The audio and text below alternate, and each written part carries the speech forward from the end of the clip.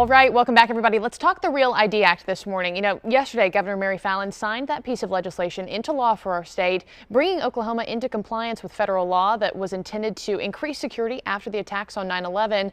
But the Department of Public Safety is saying even though it passed, don't get in line just yet for a new license. So joining us now from DPS is Commissioner Michael Thompson. Thank you so much for being with us today. Thank you. Thank you for having me on. And you know, it seems like we've been talking about this Real ID Act for forever now. And before we get into timeline, what this means, let's just talk, you know, I think there's been a lot of confusion surrounding this. So now that it's signed into law, Right. what does this officially mean for our state? Well, what it means, you know, the act was signed by President Bush in 2005, and then in 2007, Oklahoma signed a law that says Oklahoma will not participate in Real ID. So what the governor... And why? Why did we decide that? You know, that's a great question for those folks that voted on that back in 2007. They were concerned about privacy issues. Privacy issues, and there's a lot of folks that have different concerns about government overreach and those sort of things. And I'm really not the person to try to be a spokesman for them. I'd have a tough time. Okay, but all of this trying to crack down on safety, right? Right. And our security, right. Meaning at airports, federal buildings. Where will we see this law kind of most apparently here? Well, the big thing for us, and especially for me being a commissioner of the Department of Public Safety, when you have an Oklahoma driver's license, I want whoever's looking at that driver's license to be confident that you are the person that's represented on that license. And it gets kind of lost in the wash, but it's all about making sure that you are who you say you are when you go and try to board an airplane or open a checking account or buy a home, that you really are Mike Thompson or whoever you may be. That we have a system to verify that. Mm-hmm. And Governor Mary Fallin, you know, signed this piece of legislation into law yesterday, but you're saying this could take a while to actually be implemented. So what are you thinking in terms of timeline here?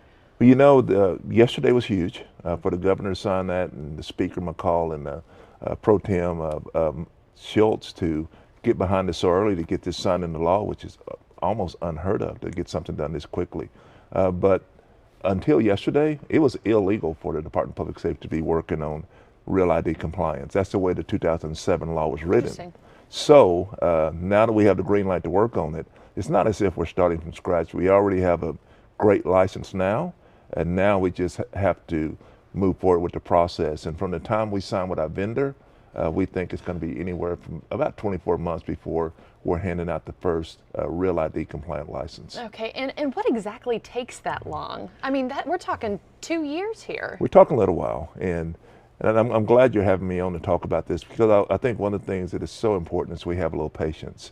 The big thing is getting the law done and identifying our process, because we're going to be in great shape for an extension, because as long as we have that law repealed and we are actively working towards Real ID compliance, I think the federal government is going to work with us.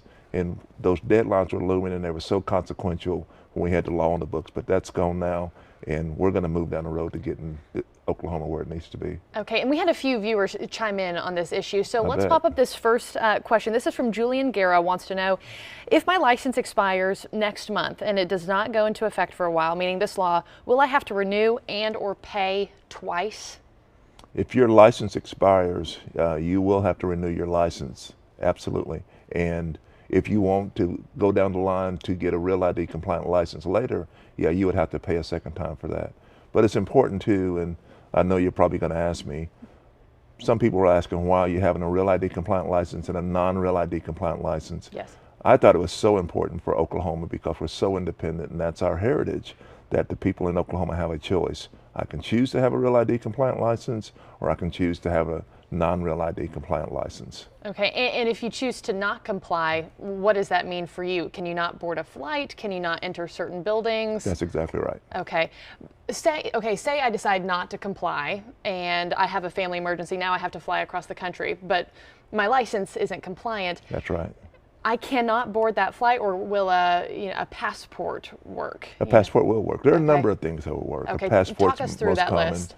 Military ID will work. There's a whole laundry list, and if you go to our website, dps.com, we have a whole laundry list of the compliant licenses, identification cards that will get you on an airplane. Okay, and there also is going to be a price hike here, right? $5 extra. That's right. For a Real ID.